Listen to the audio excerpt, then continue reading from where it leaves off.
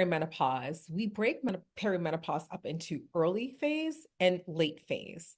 In that early phase, that's when we're starting to notice some of the first signs. So, some menstrual cycle changes. And for many women in this stage, we feel as though we can manage some of those symptoms. Sometimes it's a question mark, are we actually in perimenopause? But the big symptoms that we think about, like hot flashes, night sweats, haven't really started very much at that time. However, in the late perimenopause phase, defined as having menstrual cycles greater than 2 months apart, we start noticing more of those troublesome symptoms that are really disruptive, like the hot flushes, like the night sweats, like the sleep disruption. And so, for some patients, they really can benefit from hormone therapy because it really helps to mitigate those symptoms so that they're not going through periods of stress, they're not going through periods of sleep disruption, they're not going through periods of that significant mood changes that they may be experiencing.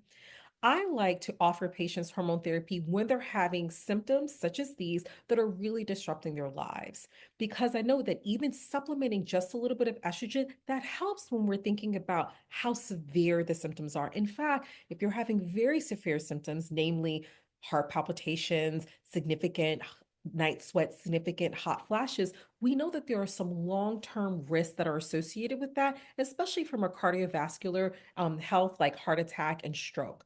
And so it's a great time to consider hormone therapy in this late perimenopausal phase through into menopause. Perimenopause